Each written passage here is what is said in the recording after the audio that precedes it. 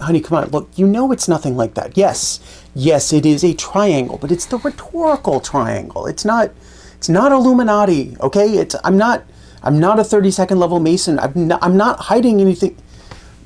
You have to... She hung up. Theme song.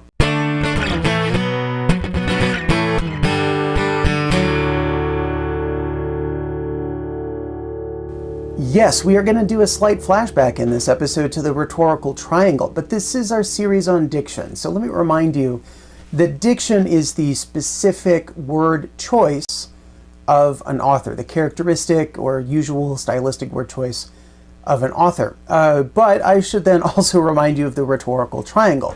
So the circle part of the triangle refers to the rhetorical context. When is this thing being written? What is the thing that spurred a particular author to write this thing at this time? What's happening in the world that might affect the way this author is thinking about the subject? And then the 3 points on the triangle, one of them is the speaker, one of them is the audience, and one of them is the subject. And I talked about back in my series on rhetoric, which I will link to that playlist below. In that series on rhetoric, I talked about the 3 rhetorical appeals. Appeals to ethos, appeals to pathos, appeals to logos, and how those 3 appeals match up nicely with parts of the triangle. So appeals to ethos is trying to establish the speaker's credibility. So speaker and ethos appeals go together. Appeals to pathos are attempts to manipulate the audience's emotion. So appeals to pathos and audience go nicely together at that corner of the triangle. And the other corner, appeals to logos, that's your sort of evidentiary or statistical or example sorts of stuff, the logical steps, which fit nicely with the subject or topic corner of the triangle. Now, the astute among you have probably already put it together. There are 3 points on this triangle, and the rhetorical appeals match up with them. And we've talked in this series so far about 3 ways to describe a writer's diction. Maybe, just maybe, you are thinking, I bet those 3 ways to describe diction also line up nicely with this rhetorical triangle. And in fact, you are right. That means either I am very predictable or you are very smart, or maybe both. So I want to get into the 3 corners of the triangle and talk about how that has implications for you as a reader and analyst of writing, but also implications for you as a writer. But as I did in my series on rhetoric, I want to start with the circle part of the triangle, which is rhetorical context. Now, I know I covered this pretty well, I think, back in episode 2 of this series when I talked about those 2 speeches by Barack Obama. One, his Nobel Prize lecture, who's basically accepting the Nobel Prize and giving his thoughts on a just and lasting peace, and a speech that he made to a Congressional Black Caucus Foundation fundraising dinner, where he was speaking not to the elite of the world, but to his peers, and how those 2 contexts required Obama to speak differently to those audiences, to use formal diction to address the Nobel Committee and the dignitaries in that audience, use informal diction to make sure that he's establishing an affiliation with his peers and his colleagues in the audience at the Congressional Black Caucus. So when you are analyzing diction, one of those questions that you should always be thinking about is the formality or informality of a writer's diction appropriate to the context here? Is a writer's concreteness or abstractness appropriate to the context here? Is this writer's choice of bias or neutral diction appropriate to that context? You would think Barack Obama speaking to the Nobel Committee and the dignitaries might lean more towards neutral diction, but then very clearly when he's speaking to people who agree with him and who he considers colleagues and peers and friends, he's going to use more biased diction. So as a writer, you should be looking at those same considerations when you write. Why are you writing this? When are you writing this? Under what circumstances? Where is it going to be published or read? Is this a short story for your creative writing class? Is this an anecdote you're going to tell at your grandmother's 70th birthday party? Is this a love poem or a research paper on genocide? You have to be careful, because if you mix some of those things up, you're going to end up very depressed about the state of the world and dumped. And I don't know if you can handle that all on the same day. I want to begin at the corner of the triangle that has speaker and ethos appeals, because the sort of natural alignment with diction is going to be with formality and informality. When you're doing an analysis, when you're thinking as a reader, a nice piece of low-hanging fruit is to talk about whether the speaker's or the writer's diction is formal enough for the occasion and is creating a particular sense of credibility, or whether it's informal enough for the situation to also create that sense of credibility. Or is there a bit of a mismatch? Is the speaker not using appropriate diction to create the right impression of him or her as a writer? But for you as a writer, you should be kind of thinking along those same lines. How can my choice of formality or informality affect the way my readers are going to see me? If I'm dropping a lot of slang or a lot of colloquial expressions and stupid similes into what I'm writing, I'm less likely to be taken seriously if this is a formal writing assignment. On the other hand, if it is a short story, if it is a love poem, you can veer into the informal a little bit, and you can establish your credibility that way, establish that affinity with the audience by using your shared vocabulary.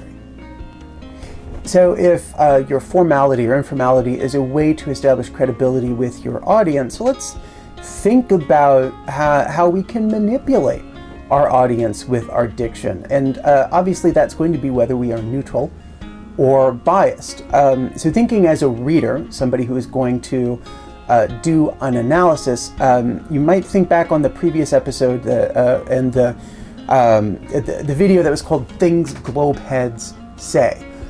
Very clearly, that guy, Nathan Thompson, knew his audience, and he knew that they were not going to be turned off by calling people who believe in a round earth globeheads. And in fact, he kind of banks on his audience agreeing with him and thinking that it's funny. And then, as I said at the time, and the full video is still linked from that episode, he puts on this hollowed out globe with eye holes cut. And he thinks that's hilarious, and I bet his audience thinks that is hilarious as well. On the other hand, Simon Dan, who's trying to convince people who believe in a flat earth that they are wrong, he's speaking very positively about his side of the story. He doesn't go all negative on the people he's trying to reach. He's instead trying to manipulate their opinion and their emotion by speaking positively about his own beliefs. So pay attention to that as a reader. Is this person being highly negative because he knows it's not going to turn off the audience? Or is this person being highly positive because she knows that she's trying to persuade an audience and she doesn't want to turn them off? And you as a writer should be thinking kind of the same way. If my audience already agrees with me, then it doesn't matter what I say about the other side. On the other hand, if my audience doesn't necessarily agree with me and I'm trying to persuade them, I probably don't want to make them out to be fools or idiots or insult them in any other way. I don't want to talk down to them. I don't want to throw out words like globeheads that they would see as an insult. If your audience disagrees with you, then again, you want to be positive about the thing that you're trying to convince them of. You don't want to put down your own ideas or make your own ideas seem less important by using a negative diction about your own ideas. You want to stay positive.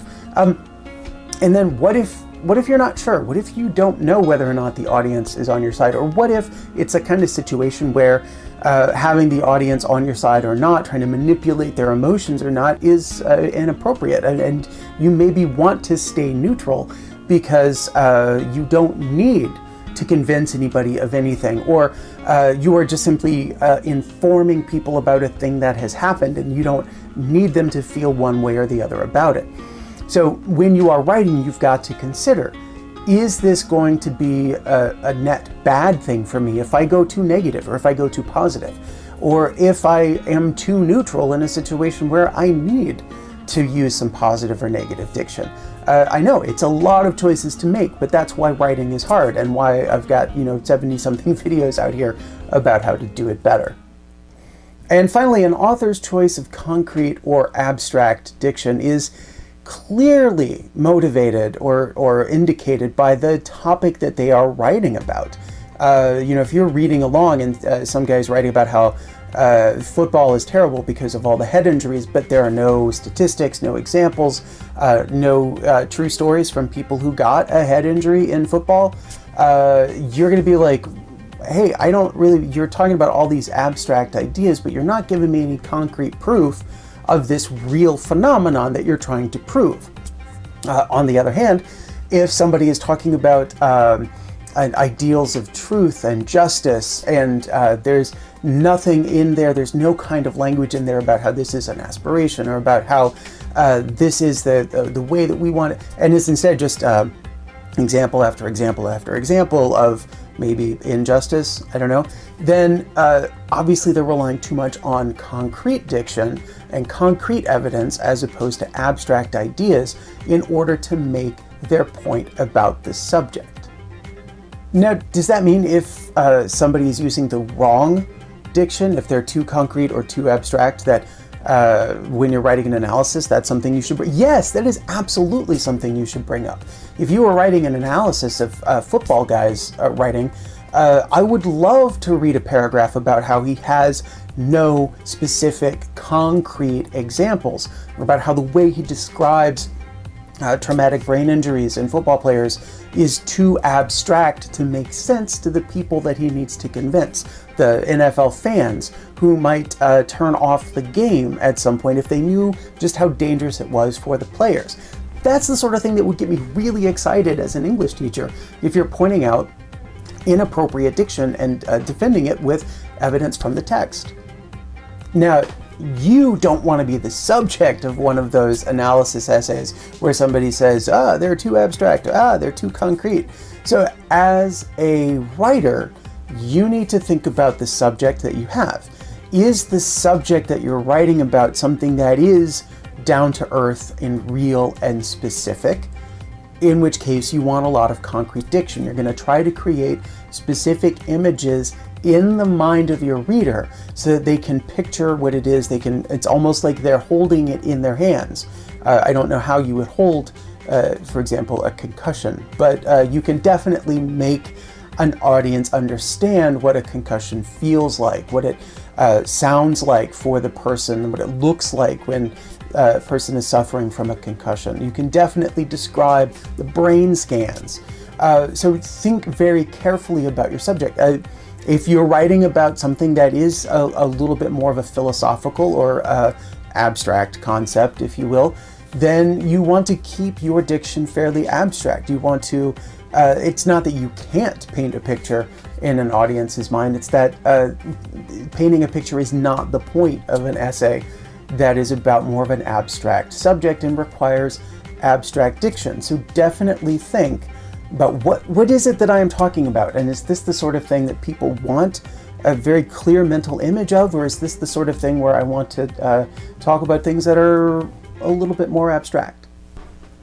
Oh, and that is it. We have made it to the end of this series on diction. I'm pretty excited, but I do want to leave you with the same kind of warning I have left you with previously. You can't say a writer uses diction. I mean, you can, but you would sound pretty silly because diction means word choice. Everybody uses diction every time they open their mouth or set finger to keyboard. You need an adjective. A writer uses formal, diction. A writer uses abstract diction, and so on. Just since we were talking briefly about the appeals to ethos, pathos, and logos, you don't say a writer uses logos. You say a writer appeals to logos. You don't say a writer uses pathos. You say a writer appeals to pathos. Or even you can just come right out and say the writer is trying to manipulate our emotions here with this highly charged negative diction. That's a fantastic sentence as long as it is backed up in the rest of the paragraph with some evidence from the text. If you can do that sort of thing, you're going to do pretty well in any English class. There is another series coming. It's going to be a more advanced series on argument and rhetoric. I did one series on both of those earlier. But I'm having fun putting that one together, and I really hope that I will see you for the next one.